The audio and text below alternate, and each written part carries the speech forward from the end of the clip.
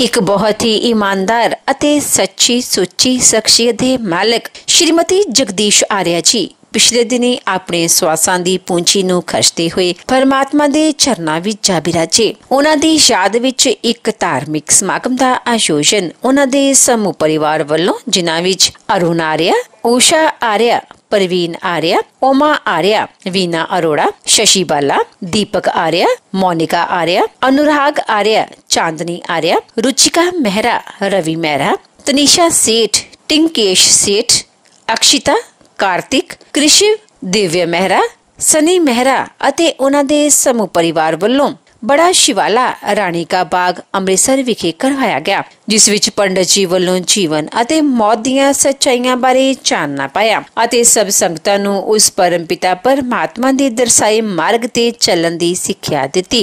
श्रीमती जगदीश आर्या जी ਦਾ जन्म पिता श्री शिव दयाल जी ਦੇ घर माता श्रीमती रामपजो जी ਦੀ कुखों 93 वरे पहला तेलियां वाली गली विखे होया। आप जी बचपन तो ही बहुत ही होनहार प्रतिभा ਦੇ मालिक सुगड़ सियाणे ਅਤੇ परमात्मा ਨੂੰ प्यार करने वाले सन। आप जी ਦਾ ਵਿਆਹ सन 1946 ਵਿੱਚ श्री श्याम सुंदर जी हुणां नाल होया। ਵਿਆਹ उपरंत आप जी ने अपनियां परिवारक जिम्मेदारियां ਨੂੰ बखूबी निभाया। आप जी ਦੇ ਘਰ दो पुत्रां अरुण ਅਤੇ परवीन ਅਤੇ दो पुत्रियां वीना अरोड़ा ਅਤੇ शशि बाला ने जन्म लिया। आप जी ने अपने बच्चों ਨੂੰ खूब चंगे संस्कार दिते, पढ़ाया लिखाया ਅਤੇ समाज ਦੇ चंगे नागरिक बनाया।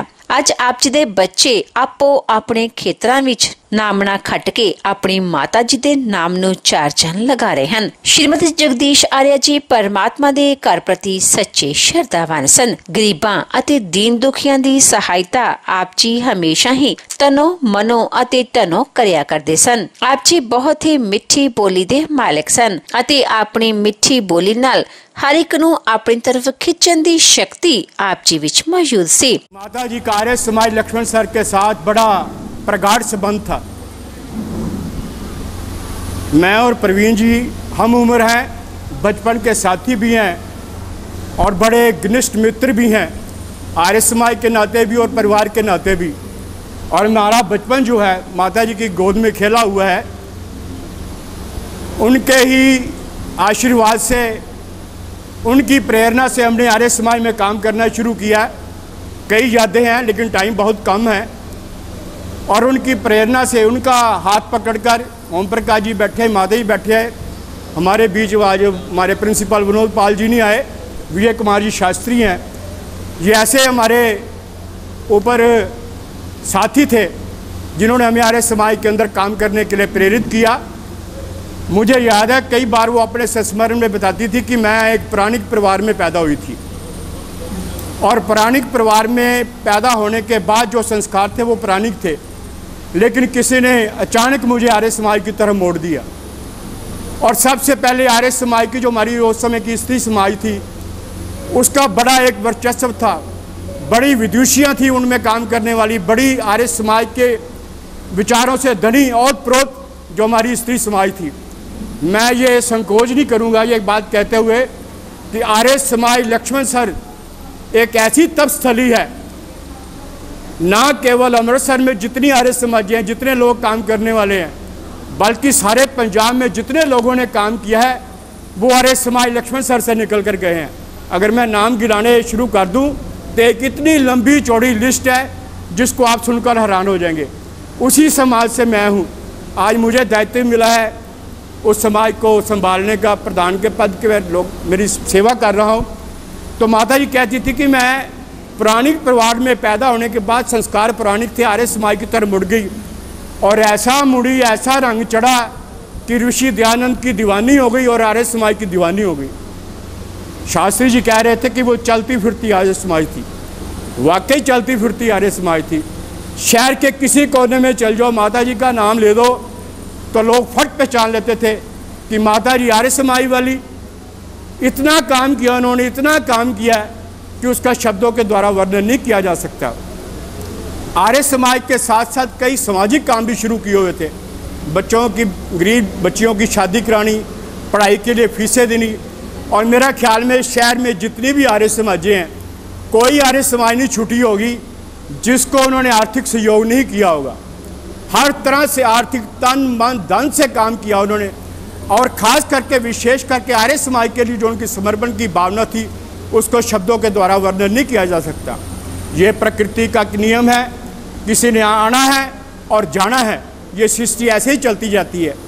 जो लोग अच्छा काम करते हैं उनको लोग याद करते हैं, उनके जाने के बाद भी उनको याद करते हैं और उनके कामों का विस्तार पूर्वक लोगों के साथ चर्चा करते हैं कि देखो अमुक व्यक्ति हमारे बीच में आया था।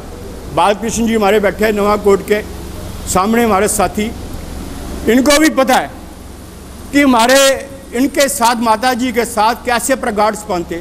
ना केवल अमृतसर के लिए, सारे पंजाब में उनका नाम था और सारे पंजाब में वो अपना काम करती थी। और ख़ास करके विशेष करके आर्य समाज को ऋषि दयानंद की धुन ऐसी थी उनके ऊपर, हर काम में पहले वो आर्य समाज को रखती थी, उसके बाद सारे काम करती थी। और उनके परिवारों में जो बच्चों के अंदर संस्कार है, मैं कल हैरान हो गया कि उन्होंने साहब वहाँ पर कहा देखो कोई माथा नहीं टेकेगा, ये जो रूढ़ी परंपराएं को छोड़ दो आप। आर्य समाज ने जो वैदिक परंपराएं दी हैं, जो वैदिक सिद्धांत दिए हैं, उसको मानने का प्रयास करें। जब तक हमारे परिवारों के अंदर हमारे संस्कार नहीं होंगे, आर्य समाज को आगे बढ़ाना मुश्किल होगा। माता जी ने अपने परिवार के अंदर संस्कार दिया। अरुण जी बैठे हैं, प्रवीण जी बैठे हैं, उनके बच्चे बैठे हैं, उनका सारा परिवार बैठा है। जब कभी घर जाना होता है, जो भी काम होता है वो आर्य समाज के विचारधारा के अनुसार, आर्य समाज की परंपरा के अनुसार, वैदिक जो परंपरा है, जो ऋषि परंपरा है हमारी, उसके मुताबिक सारे काम होते हैं। ये सबसे बड़ी देन है उनकी समाज के ऊपर और अपने परिवार के ऊपर। वो हमारी समाज से संबंधित थी। हमारी समाज की वो कई सालों तक स्त्री आर्य समाज की प्रधान रही। हमने उनके साथ, मैं बता नहीं सकता, पीछे भाई बैठे ओम प्रकाश जी, हमने ऐसे ऐसे मल्ले मारी हुई हैं उनके साथ कि उनका शब्दों के द्वारा वर्णन नहीं किया जाता। आर्यवेद जी बैठे हैं, इनके सानिध्य में हमने पता नहीं कितने शिविर लगाए और माता जी हर शिविर में हमारे साथ होती थी। हमको छोड़ने जाना, हमको लेने जाना, हम वहाँ रह रहे हैं, हमारी कैसी व्यवस्था है, सारी देख रेख उनकी होती थी। और विजय आर्यवेद जी, स्वामी आर्यवेद जी हमारे शिक्षक बन के आते थे और कई बार इनसे हमने मार भी खाई, चाटे भी खाए हैं। और उसी का परिणाम है कि आर्य समाज की इस भट्टी में हमारे साथी, हमारे भाई बैठे हैं तरसेम जी, ये भी हमारे साथी हैं। इनके साथ हमने जो किया है इनको भी पता है। तो मेरा कहने का तात्पर्य यह है कि आप अगर आर्य समाज से कोई प्रेरणा लेना चाहते हैं, आर्य समाज के अंदर कोई काम करना चाहते हैं, तो सबसे बड़ी जो उदाहरण है, सबसे जो बड़ी मिसाल है, सबसे बड़ी जो प्रेरणा है हमारे सब के लिए, वो आदरणीय माता जगदीश जी है। मैं अपनी ओर से और अपनी समाज की ओर से उनके चरणों में अपने श्रद्धा सुमन अर्पित करता हूँ। पीछे से संकेत हो रहा है कि टाइम कम है, इसलिए मैं उनके चरणों में अपनी विनम्र श्रद्धांजलि देता हूँ। लोग कहते हैं कि परमात्मा उनको अपने चरणों में निवास दे, अवश्य उनको उनके चरणों में निवास मिलेगा। कारण एक है कि हम कर्म फिलोसफी को मानते हैं कि अवश्य में भोक्तुम कृतम शुभाशुभम कर्म, जो शुभ और शुभ कर्म हम करते हैं वही केवल हमारे साथ जाते हैं। कोई बैंक बैलेंस नहीं जाता, कोई गाड़ी नहीं जाती, कोई बंगला नहीं जाता, कुछ नहीं जाता। माता जी ने जितने कर्म किए हैं वो शुभ कर्म किए हैं और हमारे सब के ऊपर उनका बड़ा आशीर्वाद रहा है। मैं पुनः अपनी ओर से, अपनी आर्य समाज की ओर से और केंद्रीय सभा का प्रचार मंत्री होने के नाते पूरी केंद्रीय सभा की ओर से, पूरी आर्य समाजों की ओर से उनको अपने चरणों में श्रद्धा सुमन अर्पित करता हूँ। सुनकर आश्चर्य हुआ और दुख हुआ जब परसों हमें ये संदेश मिला कि पूज्य माता जी हम सबको छोड़कर, इस संसार को छोड़कर प्रभु के चरण में विलीन हो गए हैं। पूज्य माता जी के साथ हमारा तकरीबन 40 साल का संबंध था। हमारे गांव में छोटी सी आर्य समाज के निर्माण के लिए, हमें प्रोत्साहन देने के लिए, हमारा हौसला बढ़ाने के लिए माता जी ने एक बार वहाँ पर अपने दर्शन दिए और लाखों रुपया वहाँ पर दान भी दिया। उनकी पवित्र याद में हमने एक हॉल भी बनाया है, बहुत बड़ा लंगर हॉल। मैं उनके जो गुण अपने इंद्रपाल जी ने बताए हैं, बहुत उनके गुण थे, उनकी व्याख्या उन्होंने कर दी है। समय की कमी के कारण मैं अपना विराम देता हूँ और माता जी को जिला आर्य सभा गुरदासपुर की ओर से, आर्य समाज बरनाला की ओर से, आर्य समाज आंखा की ओर से और सारे ज़िले के समाजों की ओर से माता के चरणों में श्रद्धांजलि अर्पण करता हूँ और उनकी आत्मा की शांति के लिए प्रार्थना करता हूँ।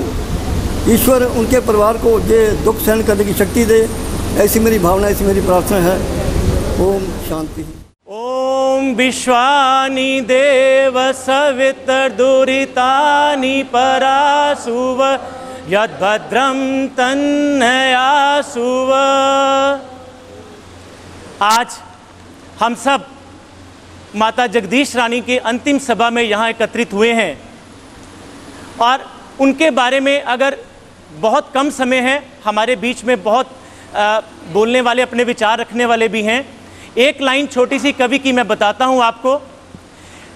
एक आदमी जब मृत्युशैया पर पड़ा होता है तो परमात्मा क्या कहता है उससे? वे आदमी कदी किसे भुखे नूं रजाया ही ते दस विख, कदे किसे भुखे नूं रजाया ही ते दस तां, कदे किसे रोंदे नूं हसाया ही ते दस खां, पाटे हुए जख्म नूं सीता ही तां दस खां। और तब आदमी अपने मन में सोचता है कि मैं तो इसमें से कोई भी काम नहीं करके गया, तो मेरा जीवन तो व्यर्थ हो गया। लेकिन जब बात माता जगदीश रानी जी की आती है तो अगर हम इन 3 लाइनों में ही समरी करनी शुरू करें, जहां कहीं वो भूखा देखते थे, अपने आप बिना किसी को बताए हुए, बिना किसी अखबार में फोटो दिए हुए उसको अन्न का दान दे देते थे। जहां वो देखते थे कि इस समय आदमी रो रहा है, रोता किस लिए है? अगर उसके घर में अन्न नहीं है, अगर उसके घर में बेटी की शादी नहीं हो रही, अगर उसके घर में फीस के लिए पैसे नहीं हैं, अगर उसके घर में कपड़े नहीं हैं, तो जहां जहां भी आर्य समाज कहता है, मानवता की बात आती है, माता जी उनके पास पहुंच जाते थे। और ये एक परमात्मा के साथ, धर्म को कर्म के साथ जोड़ने की सबसे पहली और सबसे अंतिम सीढ़ी है। और इस सीढ़ी पर वो पूरे तरीके से अपने नंबर साथ लेके गए हैं, जिसके लिए आज हमें कोई शौक नहीं है। हमें यह बताते हुए हर्ष हो रहा है कि जो आदमी इस धरती पर जिस कर्मों को पूरा करने आता है वो पूरा करके गए हैं। उसके साथ जब जख्म को सीने की बात होती है, जहां जहां भी हमारे साथ इस समय आर्य समाज पुतलीगढ़ है, आर्य समाज मॉडल टाउन है, आर्य समाज नवाकोट है, आर्य समाज अजनाला है, आर्य समाज मजीठा है, आर्य समाज श्रद्धानंद समाज है, आर्य समाज महर्षि दयानंद धाम है, आर्य समाज लक्ष्मण सर है। किन किन के नाम मैं बताऊं? जहां जहां भी आर्थिक, सामाजिक, मानसिक, शारीरिक, जहां जहां भी जिस चीज की सहायता की जरूरत पड़ती थी, माता जी खड़े होते थे। मुझे याद है आज से 30 साल पहले जब मैं उनको पहली बार मिला तो उन्होंने मुझे एक ही बात कही कि बेटा जी, मैं कोई बहुत विद्वान नहीं हूं, लेकिन मुझे इतना पता है कि स्वामी दयानंद के ऋण से ऋण करना हो तो समाज की सेवा को कैसे करना है, और आप हमें मिले हैं तो इसी रास्ते पे चलेंगे। और जब महर्षि दयानंद धाम की स्थापना हो रही थी तो 2 दिन पहले जब पूरा का पूरा यहाँ पे वातावरण बन गया था तो बहुत ज़्यादा बीमार हो गए। वो मेरे पास आए तो मैं कहता हूँ, माता जी इस समय इंजेक्शन भी लगने पड़ेंगे आपको, दवाइयाँ भी चलेंगी और 3 दिन की बेड रेस्ट है। वो कहते हैं इंजेक्शन मुझे 4 लगा दो, बेड रेस्ट को 3 मिनट की करो, मैंने ये काम परसों पूरा करना है। और इस तरह के धुनों के स्वामी जो माता जी थे, वो आज हम सब ये हमारा प्यार देखने को मिल रहा है। हमारे मंच पर जितने भी हमारे साथी हैं जो अलग अलग आर्य समाज से आए हुए हैं, उनमें से हमारे आचार्य विजय शास्त्री जी हैं, ओम प्रकाश शास्त्री जी हैं, सोमदत्त शास्त्री जी हैं, तेज नारायण जी हैं, गंगाधर शास्त्री जी हैं, और इनके साथ मुकेश शास्त्री जी हैं अजनाला से। ये सब हमारे जो पुरोहित समाज है वो उनके साथ हमेशा जुड़ा रहा। शक्तिनगर से हमारे बीच में पूरे का पूरा जो आर्य समाज है हमारे बीच आज विद्यमान है। मैं इससे ज़्यादा और नहीं कहूँगा। हमारे बीच में आर्य प्रति सभा पंजाब के महामंत्री और विद्या परोपकारी सभा के अध्यक्ष श्री ओम प्रकाश आर्य जी हैं। मैं उनसे कहूँगा कि अपने कुछ विचार हमारे सामने रखें। जितने भी हम लोग यहाँ पर बैठे हैं, अगर माता जी के साथ किसी ने सबसे सर्वाधिक समय बिताया है समाज और आर्य समाज की सेवा के लिए तो ओम प्रकाश आर्य जी हैं। इनके बाद कुछ समय के बाद हमारे बीच में जो बहुत दूर से सारदेशी आर्य प्रति सभा के अध्यक्ष स्वामी आर्यवेश जी, जो लगभग पिछले 50 सालों से माता जी के साथ जुड़े हैं, वो अपने विचार रखेंगे। माता जी के शुभ कर्मों की गूंज एक एक व्यक्ति तक है। हर व्यक्ति जो उनके साथ जुड़ा वो ऋषि दयानंद का होके रह गया, और जो उसको मिला वो ऋषि दयानंद का संदेश देती रही। क्योंकि आज समय का अभाव है, मैंने माता जी के साथ लगभग 40 वर्ष काम किया, और हमने माँ बेटे की तरह जो काम किया, मैं उसको वर्णन किसी सभा में भी नहीं कर सकता, इतने लंबा वो काम है। लेकिन आज समय का अभाव है, जितने भाई बंधु ने अपने विचार रखे हैं वो बहुत कुछ रखा है और बहुत कुछ रखा जा सकता है, लेकिन समय के अभाव से, क्योंकि स्वामी इंद्र आर्यवेद जी दिल्ली से और ग्वालियर से चलकर सब काम छोड़ के यहाँ आए हैं, अब केवल 10-15 मिनट रह गए हैं। मैं अपनी वाणी को विराम देते हुए माता जी को श्रद्धांजलि देता हूँ, और मेरा जो समय है आदरणीय स्वामी आर्यवेद जी प्रयोग करें। धन्यवाद। स्वर्गीय माता जगदीश आर्या जी की इस प्रेरणा सभा में, स्मृति सभा में, श्रद्धांजलि सभा में मेरे साथ आए आर्य जगत के तेजस्वी युवा सन्यासी स्वामी आदित्य वेश जी, हमारे पंजाब के बहुत ही प्रसिद्ध आर्य नेता, आर्य प्रतिनिधि सभा पंजाब के महामंत्री आदरणीय ओम प्रकाश आर्य जी, हमारे इस कार्यक्रम में पूरे जो वैदिक कर्मकांड की विधि को संपन्न कराया श्री विजय कुमार शास्त्री जी, आदरणीय डॉक्टर नवीन आर्य जी, सभी आर्य समाजों के पुरोहितगण, हमारे अमृतसर की सभी आर्य समाजों के अधिकारीगण और अन्य समाज के भी प्रतिष्ठित लोग, जो हमारे सिख समाज के भी बहुत सारे गणमान्य लोग यहाँ हैं, अन्य दूसरे संगठन हैं उनके लोग भी यहाँ पर हैं, और दूर दूर से भी लोग आए हुए हैं। आदरणीय अरविंद मेहता जी, हमारी बहन मधुर भाषिणी जी दीनानगर से, श्री तरसेम लाल जी बरनाला से, और इस तरह से अलग अलग स्थानों से भी लोग यहाँ आए हुए हैं। मैं आप सभी लोगों को इस अवसर पर एक विशेष प्रेरणा और एक विशेष संकल्प के लिए आग्रह करना चाहता हूँ। स्वर्गीय माता जगदीश आर्या जी कोई सामान्य माँ नहीं थी। उनका जीवन हम सब लोगों के लिए बहुत ही अधिक प्रेरणादायक जीवन है। मनुष्य इस संसार के अंदर जब इस शरीर में आता है और आने के बाद अपने जीवन की यात्रा को शुरू करता है, तो परमपिता परमात्मा की ओर से प्रत्येक मनुष्य के लिए यह निर्देश है, ये आदेश है कि वह ऐसे कार्य करे जिससे उसका ये जीवन भी सफल हो और अगला जीवन भी अच्छा बने। और इसके लिए यास्क ऋषि ने हमारे लिए एक निर्देश दिया। धर्म का जब उपदेश देने की बात आई कि धर्म क्या है, अर्थात व्यक्ति इस जन्म को भी सफल बनाए और अगले जन्म को भी अच्छा बना सके, तो उसके लिए कहा कि धर्म का आचरण करो। और धर्म क्या है?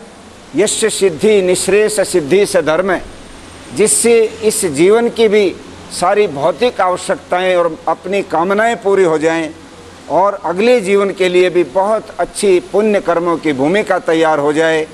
ऐसा कर्म ही धर्म है। और उस कर्म को माता जी ने अपनाया। अपने विवाह के बाद जब उनकी शादी हुई, उससे पूर्व माता जी का एक पौराणिक परिवार में परिवेश था, किंतु अपने परिवार में आने के बाद अपने पतिदेव स्वर्गीय लाला श्याम सुंदर जी बजाज, उनके आर्य समाजी विचारों से प्रभावित होकर सबसे पहले माताजी आर्य समाज से जुड़ी। उनको आर्य समाज से जुड़ने की प्रेरणा अपने पतिदेव से मिली। यद्यपि वो कोई बहुत अधिक पढ़े लिखे नहीं थे, बहुत कोई विद्वान नहीं थे, किंतु उनमें आर्य समाज के संस्कार बहुत गहरे थे। और उन्होंने ही अपनी धर्म पत्नी को, अर्थात हमारी पूज्य माता जगदीश आर्या जी को आर्य समाज से जोड़ा। और जोड़ने के बाद माताजी इतनी तेज़ गति से आर्य समाज और पूरे मानव समाज की सेवा में जुट गई कि उन्होंने अपने जीवन को पूरी तरह से सफल कर दिया। 93 वर्ष की आयु उनकी हुई। 93 वर्ष की आयु सामान्य जीवात्माओं को नहीं मिलती। ये आयु उन्हीं आत्माओं को प्राप्त होती है जिनके पूर्व में बहुत अच्छे पुण्य कर्म हुआ करते हैं, जिनके वर्तमान में भी दिनचर्या, खान पान आदि सारी चीज़ें अच्छी होती हैं, जिनका सही रास्ता होता है, सही लंबी आयु और यश कीर्ति उन्हीं को प्राप्त हुआ करती है।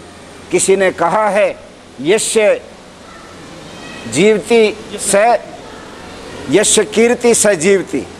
जिसकी कीर्ति है, जिसका यश है, जिसकी लोग बड़ाई करते हैं मुक्त कंठ से, वही व्यक्ति जीवित है। और जिस व्यक्ति की कोई बड़ाई नहीं, जिसकी कोई गणना नहीं, जिसकी कोई चर्चा नहीं, केवल सामान्य व्यक्ति जीव जंतुओं की तरह से इस दुनिया में आकर चला जाता है, वो तो पैदा होते हुए भी, शरीर में रहते हुए भी मृत के समान है। इसलिए माताजी की मौत नहीं हुई है, उनकी मृत्यु नहीं हुई है। जीवात्मा मरता नहीं है, जीवात्मा शरीर बदलता है, जीवात्मा शरीर का परिवर्तन करके दूसरे शरीर को धारण करता है। और इसलिए आज मैं स्पष्ट रूप से पूरे परिवार को, हमारे प्रिय भाई प्रवीण जी और उनके बड़े भाई अरुण जी और पूरे परिवार में हमारी बहनें हैं शशि और वीणा, इन सब के परिवार, इनके बाल बच्चे सभी यहाँ पर विद्यमान हैं, सब संबंधी यहाँ पर विद्यमान हैं और सभी इस परिवार के शुभ चिंतक यहाँ पर विद्यमान हैं। मैं आपसे निवेदन करूँगा, हम लोग शोक नहीं मनाएंगे। आर्य लोग शोक नहीं करते। माताजी के जीवन का इतना लंबा सानिध्य आपको प्राप्त हुआ, आप लोगों को अपने पैरों पर खड़ा होने में उन्होंने हर क्षण अपना संबल दिया, आप लोगों का मार्गदर्शन किया, आपको सही सन्मार्ग पर चलाए रखा। इसलिए बहुत बड़ा ऋण आप लोगों के ऊपर उनका है। इसलिए पूरा परिवार उनके अच्छे गुणों को, उनके जीवन के आचरण को, उनके सारे के सारे जीवन के शुभ कर्मों को अपनी पूंजी माने, अपनी संपत्ति माने, वो उनके ऊपर गर्व करें और उनको अपने जीवन में भी अपनाने का प्रयत्न जारी रखें। मैं यहाँ पर उपस्थित सब लोगों से एक निवेदन करना चाहता हूँ कि जिस समय महाभारत के अंदर वो प्रसंग आता है कि चारों पांडव पानी पीने के लिए गए और एक जलाशय के ऊपर, एक तालाब के ऊपर बेहोश होते चले गए और अंत में युधिष्ठिर जिस समय वहाँ पर पहुँचे, उन्होंने देखा मेरे चारों भाई मूर्छित हैं और पता नहीं क्या कारण बना, ये कैसे बेहोश हो गए। किंतु प्यास से व्याकुल थे, कंठ सूखा हुआ था, होठ सूखे हुए थे।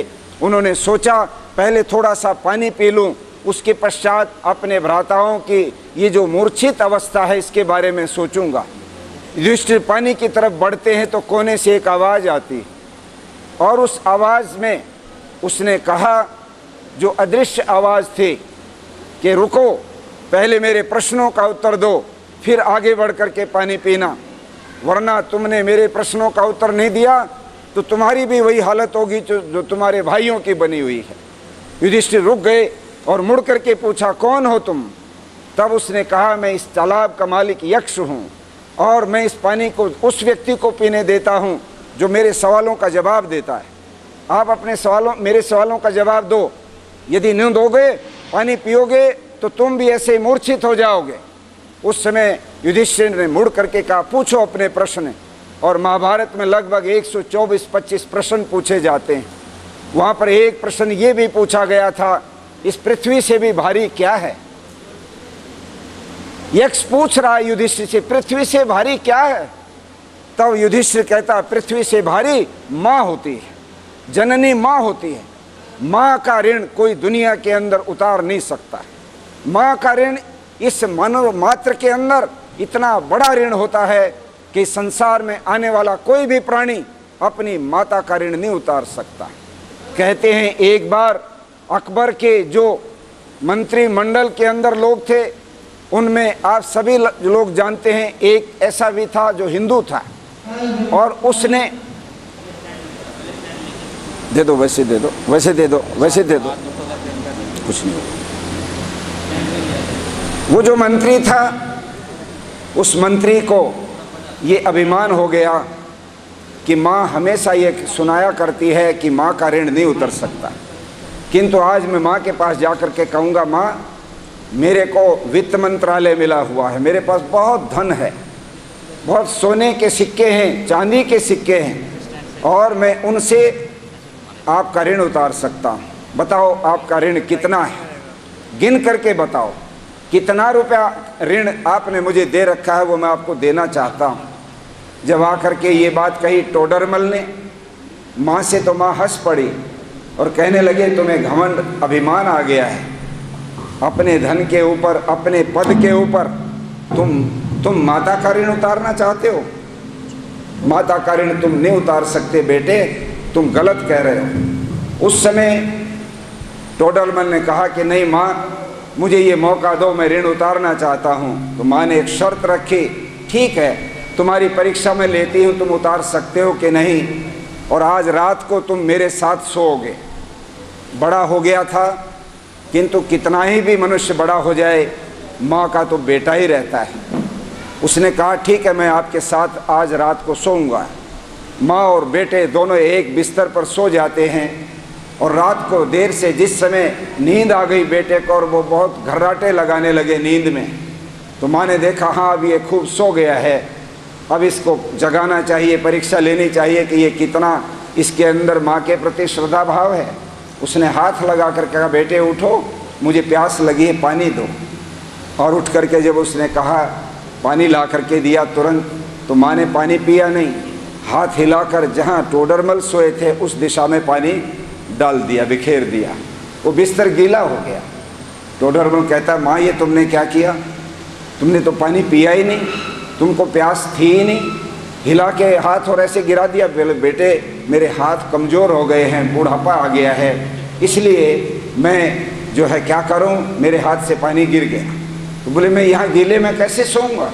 उन्होंने कहा तुम अपना स्थान बदल लो, मेरे दाईं तरफ आ जाओ, ये भी सूखी जगह है, यहाँ सो जाओ। और दाईं तरफ सुला लिया। 1 घंटे के बाद फिर नींद आई तो फिर जगाया और फिर कहा कि बेटा उठो, मुझे पानी दो, मुझे प्यास लगी है। और माँ ने फिर वही पानी ऐसे हाथों को हिलाकर फिर डाल दिया। दाएं तरफ भी गीला हो गया। अब टोडरमल को गुस्सा आ गया और माँ से कहने लगा माँ तुम मेरा मजाक उड़ा रही हो, तुमने ये क्या किया, इधर भी गीला उधर भी गीला, अब मैं सोऊंगा क्या, मैं अपना अलग जाता हूँ, अलग जा करके सोऊंगा, तुमने मेरे साथ ये क्या किया। तब माँ कहती बेटे जिस समय तुम मेरे पेट में थे तब मैंने कितना कष्ट तुम्हारे लिए उठाया है मैं ही जानती हूँ। और संसार में तुम आ गए जन्म लेकर, उसके बाद तुमको जिस प्रकार से मैंने पाला पोषा है, तुम मेरे दाईं तरफ सोते थे, पेशाब कर देते थे बिस्तर में, तो मैं तुमको बाईं तरफ सुलाती थी। जब बाईं तरफ भी गीला हो जाता पेशाब से तो तुमको मैं अपनी छाती पर सुलाती थी, और जहाँ सूखा होता तुमको मैं हमेशा ऐसे करती थी। और केवल 2 गिलास पानी में तुम्हारा पारा गर्म हो गया, तुम ऋण उतारोगे। याद रखो मुझे किसी ने कहा था कि जो माँ किसी बच्चे को जन्म देते समय यदि पहले प्रहर में जन्म देगी तो वो धनवान बनेगा, दूसरे प्रहर में अगर जन्म देगी तो वो विद्वान बनेगा, और तीसरे प्रहर में अगर जन्म देगी तो वो मंत्री बनेगा, और चौथे प्रहर में अगर जन्म देगी तो वो राजा बनेगा। मैंने सोचा मैं अपने बेटे को राजा बनाऊंगी। और जिस दिन मेरे पेट में तुम थे और प्रसव का समय आया, मेरी पीड़ा बढ़ गई। मैंने परमात्मा का नाम याद करके कहा हे ईश्वर, मैं अपने बच्चे को अभी जन्म देना नहीं चाहती, मेरे पीड़ा को कम करो। मैं तो चौथे प्रहर में इसको जन्म देना चाहती हूँ ताकि मेरा बेटा राजा बने। मैंने पीड़ा को रोका, संयम किया और तुम्हें पहले प्रहर में जन्म नहीं दिया। दूसरे प्रहर में फिर मेरे को बड़ी परेशानी बढ़ी कि बच्चे को जन्म देना है, अब इस समय देना पड़ेगा, प्रसव की पीड़ा बढ़ रही है। फिर भी मैंने बहुत संयम किया और तुमको जन्म नहीं दिया। परंतु तीसरे प्रहर में, दूसरे प्रहर में मैंने पैरों को बंधवा लिया और लोगों से कहा जो मेरी साथ में सहयोगिनी महिलाएं थी, अभी मैं बच्चे को जन्म देना नहीं चाहती हूँ, मेरी मदद करो। मेरे पैर बांध दिए गए, मुझे रोका गया। और तीसरे प्रहर में जब तुमको मैं वो पीड़ा नहीं सहन सकी तो जन्म दिया तो तुम मंत्री बन गए। तुम ऋण उतारना चाहते हो, माँ का ऋण इस संसार के अंदर कोई भी व्यक्ति रोक उतार नहीं पाया। इसलिए मैं कहना चाहता हूँ आज माता जगदीश आर्या केवल प्रवीण और अरुण, शशि और वीणा और इनके परिवार की माता नहीं, बल्कि वो इस देश के बहुत सारे हजारों हजारों लोगों की माता के रूप में रही थी। आर्य समाज का जो शिरोमणि संगठन है, जो पूरे विश्व की 35 देशों के अंदर आर्य समाजों का, हजारों आर्य समाजों का संचालन करता है, उस सभा के 35 लोगों में से माता जगदीश आर्या 7 उप प्रधानों में से एक उप प्रधान के रूप में थी। 2004 से लेके उनके अंतिम समय तक वो उस पद को सुशोभित करती रही। कितना बड़ा स्थान था उनका, आप सोच सकते हैं। वो पूरे पंजाब की आर्य महिला परिषद की बहुत वर्षों तक अध्यक्ष रही। उनके नेतृत्व में हमारे यहाँ के साथियों ने बहुत बड़े बड़े आयोजनों में भाग लिया। हैदराबाद के अंदर जब प्रतिभा देवी पाटिल देश की राष्ट्रपति थी, हमने वहाँ पर एक बहुत बड़ा सम्मेलन किया था। पंजाब से यहाँ से 30 लोग आदरणीय ओम प्रकाश आर्य जी और माता जी के नेतृत्व में यहाँ से ग्रुप गया था और उसमें उनको सम्मानित भी किया गया था। सार्वदेशिक सभा की 2009 में दिल्ली में जब शताब्दी हुई रामलीला मैदान में, वहाँ पर उनका सम्मान किया गया। सारे विश्व के गुरुकुलों का, जिसमें लगभग 200 गुरुकुलों के 4000 ब्रह्मचारी और लगभग 20,000 आर्यजन इकट्ठे थे गुरुकुल कांगड़ी के प्रांगण में। अभी 2018 में वहाँ पर माता जी को सम्मानित किया गया। उन माता जी का स्थान कोई पंजाब के इन केवल आपके इस नगर का नहीं था, वो बहुत प्रतिष्ठित माता थी। हजारों लोग उनसे परिचित थे। इसलिए इस परिवार के अंदर उनका रहना और जन्म लेना ये तो सौभाग्य है इस परिवार का, किंतु उनका कद बहुत ऊंचा था। और इस नाते से मैं कहता हूँ, हम लोग किताबों में लिखे हुए उन महापुरुषों की जीवनियाँ पढ़ करके प्रभावित होते हैं जिनको हमने कभी देखा नहीं। वो कभी 100 साल पहले, कभी 200 साल पहले, कभी हजारों साल पहले जो लोग हुए, हम उनके नाम लेते हैं, उनकी कहानियाँ सुनते हैं और उनके जश्न मनाते हैं और दिन मनाते हैं, त्यौहार मनाते हैं।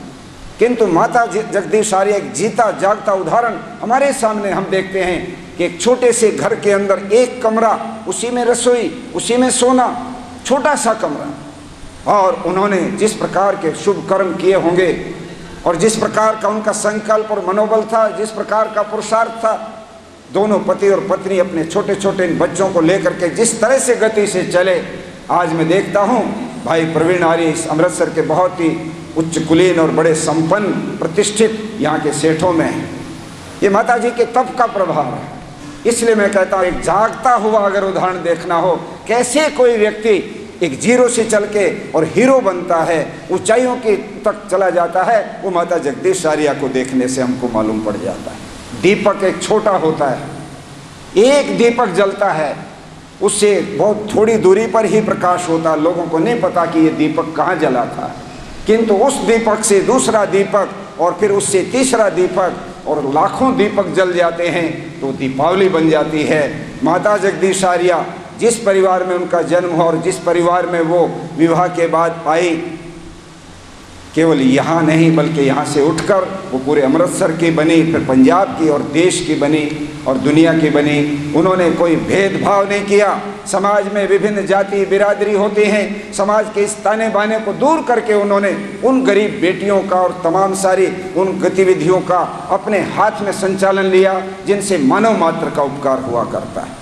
उनके बिना सोचे कि मेरा इनसे क्या रिश्ता है, इनकी विवाह की व्यवस्था करना, इनको ये गरीब लोग हैं, इनको राशन चाहिए, इनको कंबल चाहिए, उसके लिए आगे बढ़ करके उन्होंने ये भेद नहीं देखा कि मेरी आर्य समाज की हैं या मेरे किसी जाति की हैं या मेरे परिवार की या मेरे रिश्तेदारी की हैं। नहीं, उससे ऊपर उठ करके ये होता है महान पुरुषों की एक पहचान।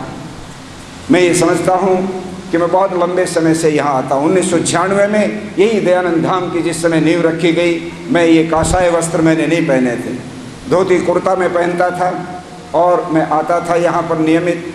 माता जी और आदरणीय ओम प्रकाश आर्य जी इतना ज़्यादा घनिष्ठ और इनका एक संगठन था कि मैं आश्चर्य करता था कि इतना सब कुछ, किंतु कालांतर में किन्हीं कारणों से वो संबंध में थोड़ा एक प्रकार से दुराव आया।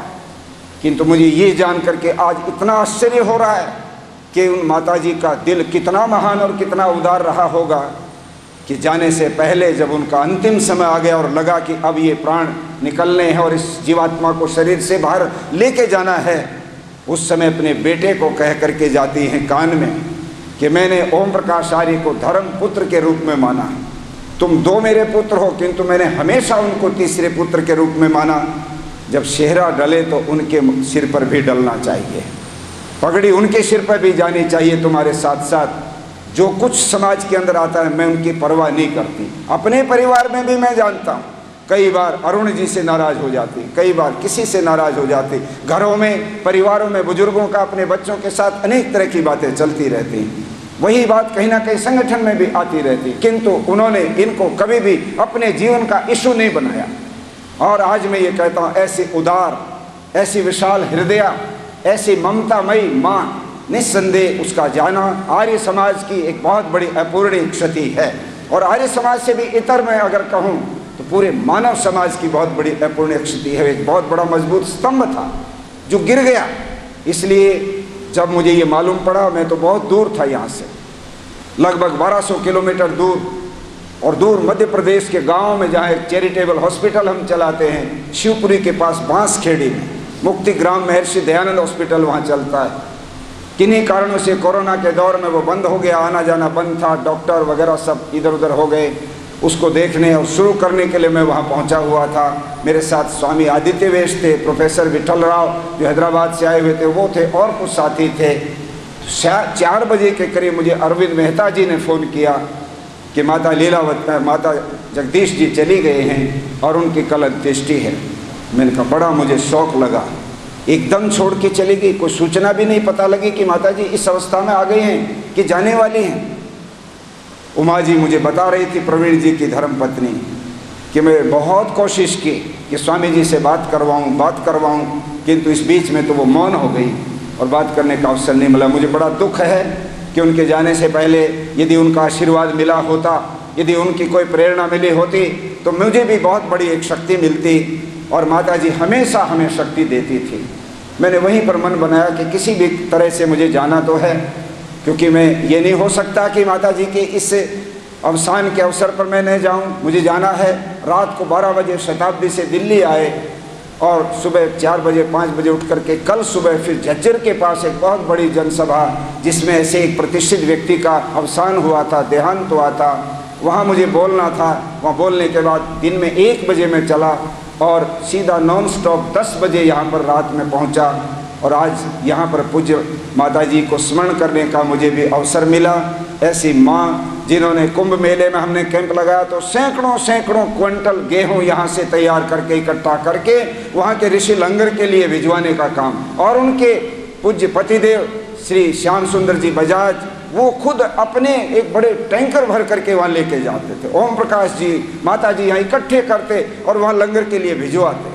जो भी वहाँ कैंप लगा उसी में उनका सहयोग पहुँचता, और वहाँ सब लोग भोजन भी करते और वहाँ यज्ञ में आहुति भी देते। 4 वेदों का यज्ञ वहाँ पर चलता था। ऐसे अनेक ऐसी लंबी लिस्ट है मेरे पास जिनको मैं यहाँ वर्णन कर सकता हूँ, किंतु समय इजाज़त नहीं देता है। शोक सभाओं में जो लोग आते हैं वो अपना समय तय करके ही आया करते हैं। शोक सभाएँ लंबी हुआ भी नहीं करती। मैं यहाँ पर केवल इतना कहना चाहता हूँ कि युधिष्ठिर से सवाल पूछने में ये भी एक सवाल है जो आज हमसे और आपसे वो सवाल हमको कहता है। वहाँ वो पूछते हैं कि दुनिया का सबसे बड़ा आश्चर्य क्या है, तब युधिष्ठिर जवाब देता है अहनी भूतानि गच्छन्ति यमालयम शेषा स्थिरम इच्छन्ति किम आश्चर्यम अतः परम। धीरे धीरे दुनिया से लोग जा रहे हैं, धीरे धीरे जा रहे हैं, रोज हम देख रहे हैं जा रहे हैं। और इस कोरोना में तो हमने बहुत कुछ त्रासदी देखी, पूरी दुनिया ने त्रासदी देखी। लोग गए और हम देखते रह गए। बहुत सारी अवस्थाएं तो यह है कि अंत्येष्टि तक में भी जाने का अवसर नहीं मिल पाया। ऐसा लॉकडाउन का सिस्टम बन गया कि केवल 20 आदमी ही जाएंगे, और यहाँ तक आ गई कि केवल बेटा ही जाएगा, वो भी किट पहनकर, नहीं तो 50 गज दूर खड़े होकर के देखो।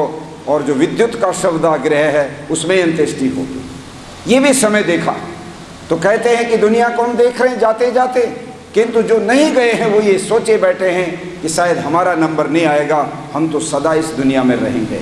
ऐसा नहीं है। इस संसार में जो आता है वो जाएगा।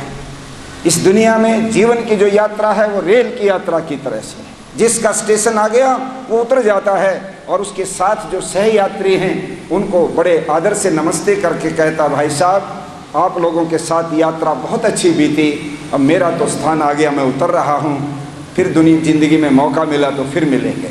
और ये कह के चला जाता है। माता जी परिवार के साथ, हम सब के साथ 93 वर्ष की यात्रा, बहुत लंबी अपनी जीवन यात्रा बिताकर, बहुत अच्छी प्रकार से बिताकर, प्रारंभ का संघर्ष का जीवन, तप का जीवन, पुरुषार्थ का जीवन जीकर, और उसके बाद बहुत अच्छे दिन भी देखे, परिवार को फलता फूलता भी देखा। परिवार ये नहीं कि केवल उनके अपने पुत्रों को, दूर दूर तक जितना व्यापक परिवार था उस सारे परिवार की आज भरा पूरा परिवार उनका वो फुलवाड़ी चमक रही है। इसको देख करके संतोष के साथ वो इस संसार से गए।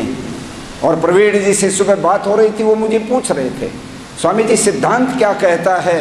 मुझे नहीं समझ आया कि उन्होंने जिस प्रकार से अंतिम दिनों में लगभग 1-1.5 मास तक जो तकलीफ उनको हुई, हम सोच नहीं सकते। हमारे भी रोंगटे खड़े होते हैं कि माता जी इतनी अवस्था में भी उन्होंने उफ नहीं किया, और वो सारे तकलीफ सहन करके, पेट में उनको पेचिस लग गया, बाद में ब्लड के पेचिस भी लग गया, और सारी की सारी स्थिति बिगड़ती चली गई, किंतु कुछ भी नहीं कहा, ना ये कहा कि डॉक्टर बुलाओ, ये बुलाओ, इसको बुलाओ।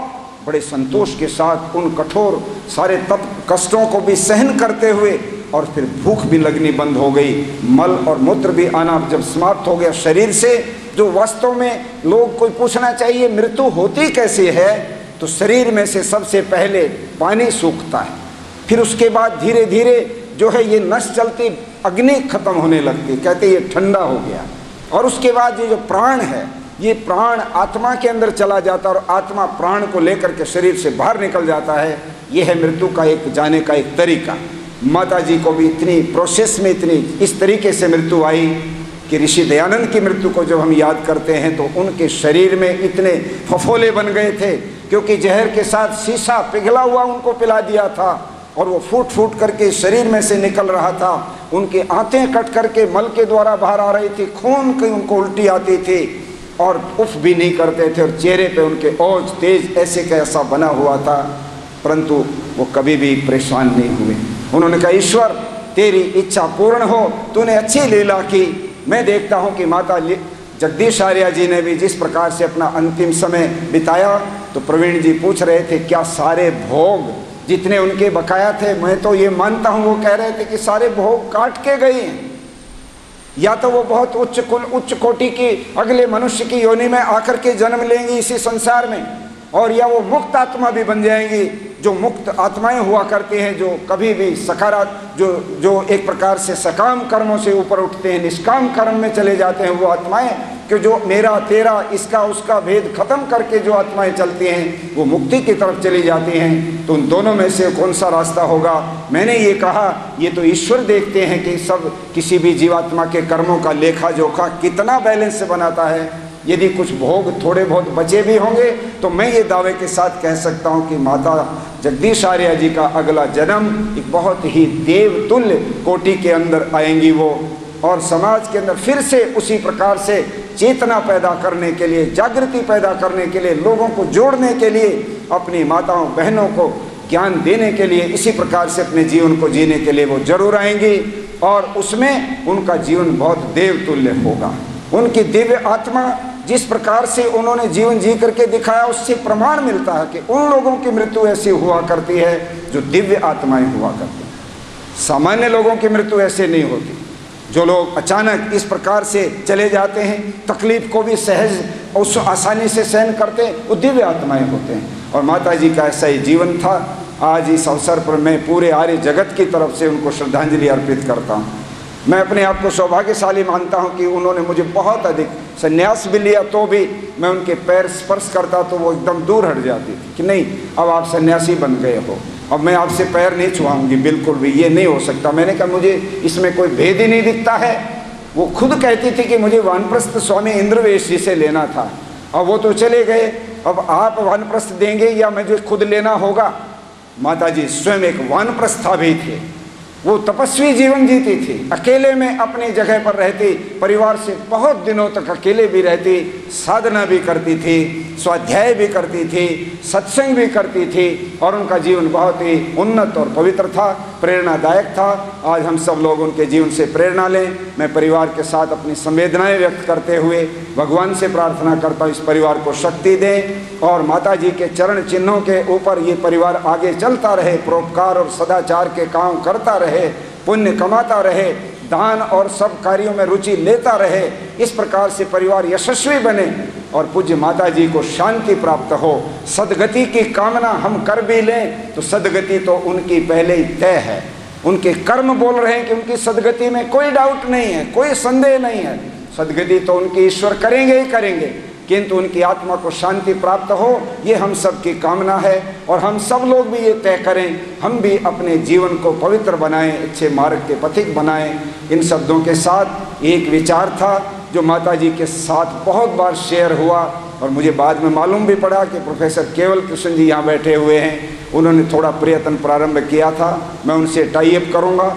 हम बहुत जल्दी माता जी की स्मृति में एक बहुत सुंदर, उनकी याद में माता जगदीश आर्या स्मृति ग्रंथ, अब उनका मेमोरियल ग्रंथ बनेगा। पहले अभिनंदन ग्रंथ बनता। अभिनंदन ग्रंथ बनाने का तो स्वप्न पूरा नहीं कर पाए, उस समय किन्हीं कारणों से वो रह गया, लटक गया। स्वामी इंद्रवेश जी का भी ऐसे ही हुआ। हम अभिनंदन करना चाहते थे किंतु हमको मौका दिए ही नहीं, वो अचानक चले गए थे। और उसके बाद हमने स्मृति ग्रंथ निकाला और उस स्मृति ग्रंथ में उनके जीवन का सारा इतिहास, उनके जीवन के सारे कार्य, उनके जीवन परिचय, उनके बहुत अच्छे अच्छे फोटो के चित्रों के संस्मरण वो सारे प्रकाशित किए। यहाँ पर मैं आप सब लोगों को सूचना देना चाहता हूँ, हम उसको स्मृति ग्रंथ को बहुत जल्दी तैयार करेंगे। अगले महीने मुझे अमृतसर आना है। मैं उस समय भाई प्रवीण जी के साथ बैठ करके पूरा इंटरव्यू लूँगा इस बारे में, ताकि उनकी और सारी बातें जो जानकारी नहीं है वो इकट्ठी हो जाएं। आपको भी कहता हूँ, जिनका माता जी से सानिध्य रहा है, जिनको भी माता जी के प्रति अपने दिल में कहीं एक श्रद्धा का भाव है, वो सब अपने 2 शब्द लिख करके, उनकी कोई आपके पास फ़ोटो हो, कोई वीडियो हो, कोई ऐसा संस्मरण हो, वो आप भेज दीजिएगा प्रवीण जी के घर पर। मैं इनसे कलेक्ट कर लूँगा और प्रोफेसर केवल कृष्ण जी ने जितना मैटर तैयार किया है उसको भी उसमें समाहित करने की कोशिश करेंगे।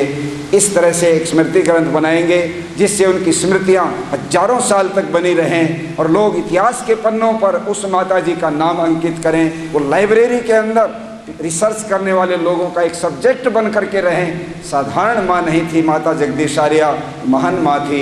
उनको बहुत श्रद्धा से नमन करते हुए वाणी को विराम देता हूँ। ओम शम। स्वामी जी ने कहा, यस्य कीर्ति स जीवति, जिस व्यक्ति का यश और कीर्ति सम्मान है वो व्यक्ति जीवित है। अर्जुन से भगवान कृष्ण कह रहे हैं कि हे अर्जुन, कुछ व्यक्ति ऐसे भी हैं कि जो जीवित हैं वो मृत्यु के रूप में, और कुछ जो मरे हुए हैं वो जीवित हैं। तो उन्होंने कहा, महाराज ये कैसे हो सकता है कि जो जीवित हैं वो मृत्यु के रूप में, जो मरे हुए हैं वो जीवित हैं? ये तो बड़ी आश्चर्य की बात है। तो अर्जुन को भगवान कृष्ण कह रहे हैं, जिस व्यक्ति ने जीवन संग्राम के अंदर अपनी माँ बाप की सेवा की है, भाइयों का संगठन था, भाई बहनों में एकता थी, स्नेह था, पुत्र वधुओं में, बेटों में आपस में संगठन था, और सामाजिक क्षेत्र के अंदर जिन्होंने बहुत सेवा की, दान किया, पुण्य किया, धर्म का कार्य किया, ऐसे व्यक्ति चाहे चले गए संसार से लेकिन फिर भी वो जीवित है। संत कबीर दास हुए हैं, बड़े सिद्ध पुरुष हुए। उन्होंने कहा, कबीरा जब तू आयो तुम रोयो जग हंसे,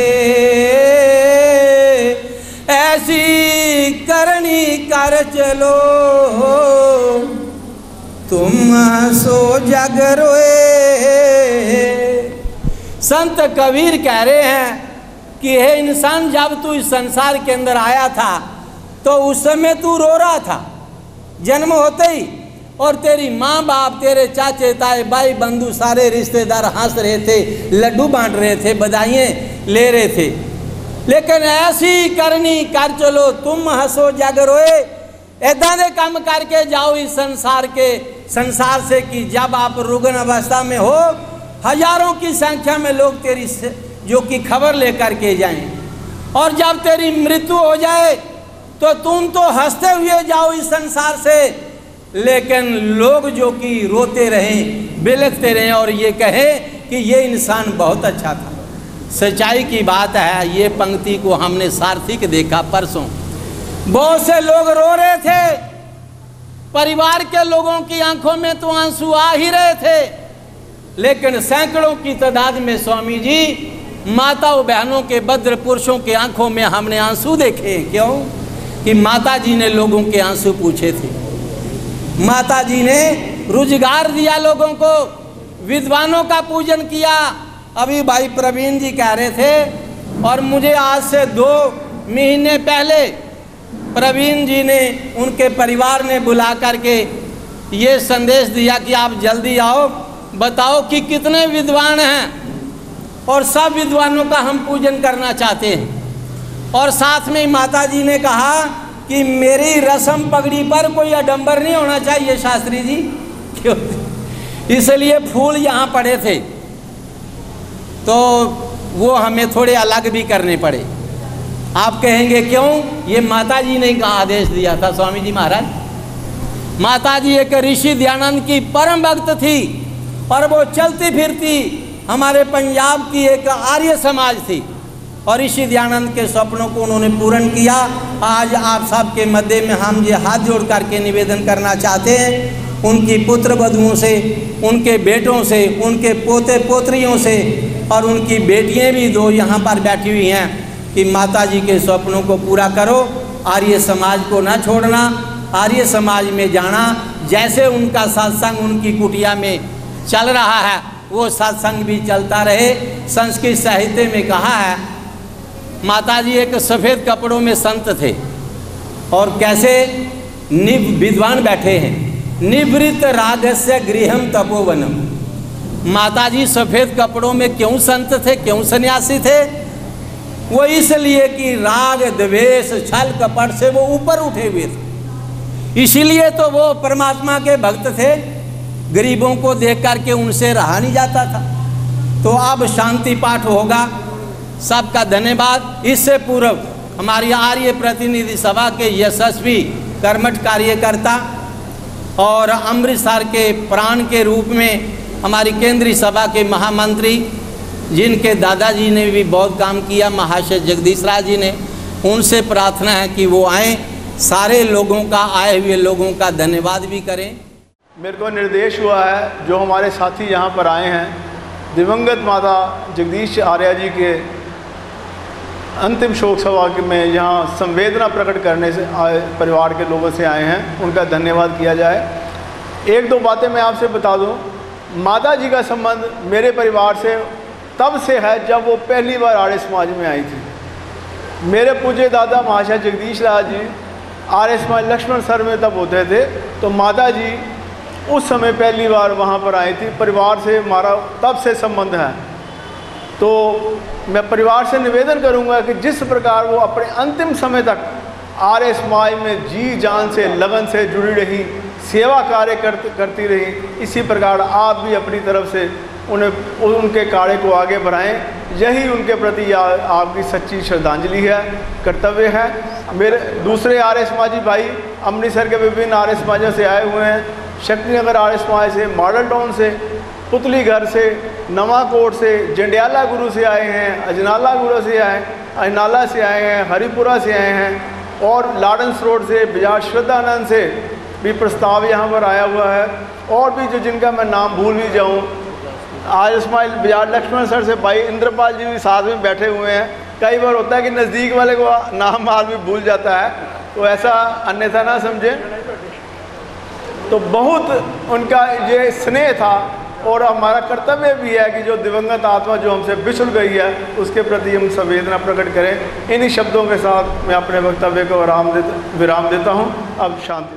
ओम देव शांति अंतरिक्षं शांति पृथ्वी शांतिरापः शांति औषधयः शांति वनस्पतयः शांति विश्वे देवा शांति ब्रह्म शांति सर्वं शांति शांति शांति